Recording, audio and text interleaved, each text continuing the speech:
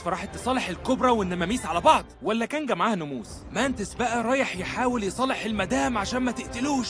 قبل اي حاجه حابب اقول ان انا بعشق جدا السلسله دي، وبالتحديد الجزء الاول بعشقه جدا الصراحه. وهنا بقى من اكتر الشخصيات اللي الجمهور بيحبها في سلسله كونغ فو باندا هم المغامرون الخمسه، او خلينا نقول الغاضبون الخمسه. مش تفرق كتير، لكن لو بصيت فعلا على الوقت اللي ظهروا فيه على الشاشه في الاربع افلام هتكتشف هنا ان دريم وركس كانت واحده واحده كده، ومن غير ما حد ياخد باله في الخباثه بتقلل الدور بتاعهم. مش مره واحده كده الموضوع بشكل واضح، لا ده كان حته حته، لحد ما وصلنا بقى للجزء الرابع من السلسله لقينا 4 من اصل ال5 اختفوا تماما. والغريب ان تقريبا ما حدش لاحظ قد ايه ده كان مقصود، وده مش مجرد تخمين على فكره، دي حاجه تقدر تحسبها بنفسك. لو رجعت لكل فيلم في السلسله وقست قد ايه المغامرون ال5 دول كان لهم دور وتاثير، هتلاقي نمط ثابت بشكل يخليك تستبعد انه مجرد صدفه. وقت ظهورهم على الشاشه مش بس بيقل يا جماعه، ده بينهار تدريجيا، كأن حد كان مخطط يخفي دورهم خطوه بخطوه. ولما تلاحظ بقى المنحنى ده هتبدأ تسأل نفسك سؤال أكبر بكتير، سؤال ممكن يكشف لنا بالظبط دريم وركس بتحضر لإيه في الجزء الخامس من سلسلة كونغ فو باندا. فخلوني بقى أمشي معاكم كده واحدة واحدة مع فيلم. وطبعا أول فيلم هنبتدي بيه هو أول جزء اللي أنا بعشقه جدا الصراحة. فأول فيلم هنا كان يعتبر كل حاجة في الفيلم، هما السبب اللي خلى بو يحلم يبقى بطل كونغ فو. تايجرس وجرين ومانتس وفايبرز وكمان مونكي، كل واحد فيهم كان ليه شخصية مميزة وأسلوب قتال مختلف وحضور حقيقي في الأحداث كمان. فاكر لما كل واحد فيهم واجه بو في قاعة التدريب، أو لما راح مثلا يواجهوا تايلونج بنفسهم عند الكوبري؟ المعركة دي لحد النهاردة تعتبر من أفضل مشاهد الأكشن في السلسلة كلها. هم أيوة خسروا في الآخر، لكن كان ليهم قيمة وتأثير. الفيلم كان بيقدمهم كمحاربين حقيقيين، وهنا أهم نقطة لازم نفتكرها. في أول فيلم بو كان لازم يكسب احترام المحاربين الخمسة أو المغامرين الخمسة، رأيهم فيه كان هو المحور العاطفي الحقيقي للفيلم، خصوصا رحلة تايجرز اللي بدأت وهي رافضاه تماما وانتهت وهي واقفة جنبه وبتدعمه كمان. ده كان التطور الحقيقي في شخصيتها. ببساطة المغامرين الخمسة كانوا عنصر أساسي في القصة، لكن هنا بقى خليك مركز في اللي هيبدأ يحصل بعد كده. في الجزء الثاني من السلسلة الفريق لسه موجود، بيسافروا مع بو طول الرحلة وبيحاربوا معاه في جونمان سيتي، لكن هتلاحظ ان في تغيير مهم حصل. الفيلم ده ما بقاش عن ان بو يكسب احترامهم لانه خلاص كسبوا في نهايه الجزء الاول، فبالتالي هنا دورهم اتحول لدور المسانده. بقوا هنا فريق الدعم، بينفذوا الخطه وبيواجهوا الذئاب وبيقدموا مشاهد الاكشن، لكن القلب الحقيقي للقصه بقى في حته تانية خالص.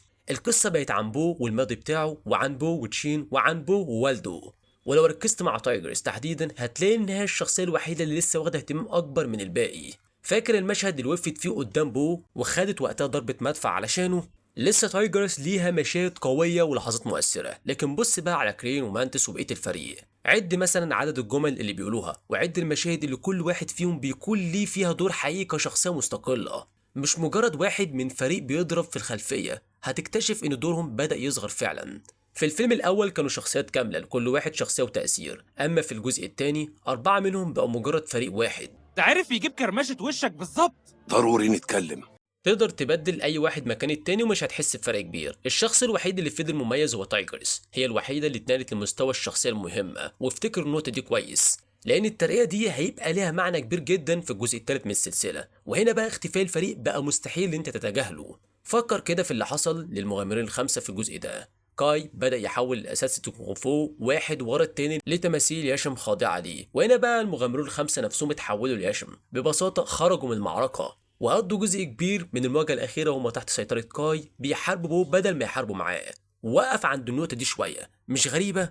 السلسلة خدت أكتر 5 شخصيات الجمهور بيحبها، وفي الجزء الثالث شالتهم من المواجهة النهائية بالكامل وحولتهم كمان لأعداء، بقوا عقبة قدام بو مش الأبطال اللي بيقفوا جنبه. وفي النهاية بو ما كسبش بمساعدة المغامرين الخمسة أو المحاربين الخمسة، كسب بمساعدة الباندا، مجموعة جديدة تماما من الشخصيات، وكمان بفضل قوة التشي. شايف النمط اللي بيتكرر؟ في الفيلم الأول هنا المحاربين الخمسة كانوا قلب القصة، في الفيلم الثاني بقى فريق دعم، في الفيلم الثالث اتحولوا لأعداء واتبدلوا بمجموعة شخصيات جديدة. يبقى كده الموضوع مش مجرد إن وقت ظهورهم على الشاشة بيقل، لا أهميتهم نفسها كانت بتنتقل خطوة بخطوة لشخصيات تانية، علشان بعد كده نوصل لحد دلوقتي كده الجزء الأخير وهو كونغ فو باندا 4. وهنا كانت اللحظة اللي خلتنا نتأكد إن كل ده مقصود.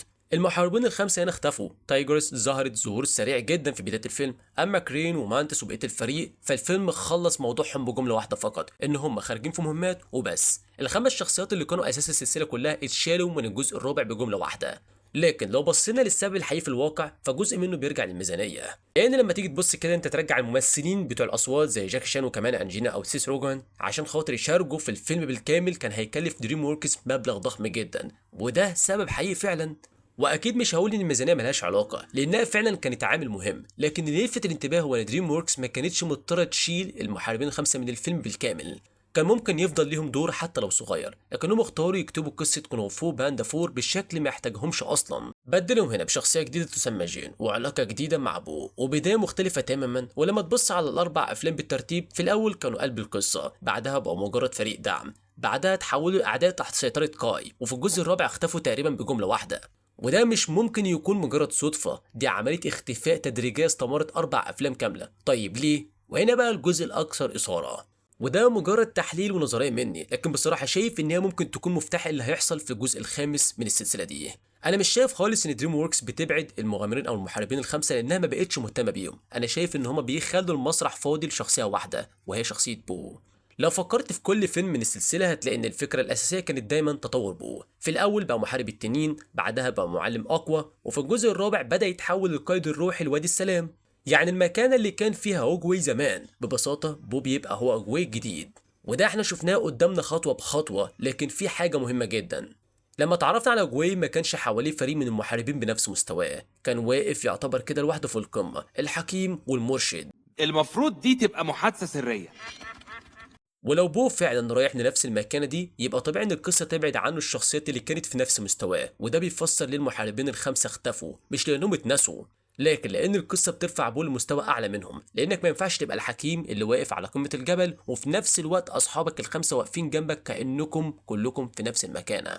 يعني اختفاء المحاربين الخمسه في الحقيقه هو تتويج بو، كل ما بو بيطلع لفوق الباقي لازم يرجع خطوه لورا. ولما تبص للاحداث بالطريقه دي كل حاجه بتاخد معنى مختلف، يمكن اللي حصل عمره ما كان اهمال للشخصيات، يمكن كان مجرد تسليم للرايه. طيب كل ده معناه ايه بقى بالنسبه للجزء الخامس من السلسله؟ خلينا نوضح حاجه الاول، مفيش اي قصه رسميه اتاكدت لحد دلوقتي عن الجزء الخامس، بس خلينا اقول لك ان من هنا ورايح ده مجرد توقع، لكن لو النمط اللي شفناه في ال4 افلام فضل مستمر فقدام دريم ووركس احتمالين وكل واحد فيهم مثير جدا الصراحه. الاحتمال الاول ان المحاربين الخمسه يرجعوا مره اخيره، ولكن رجوعهم هنا يعني تقدر تقول كده رجوع مشرف.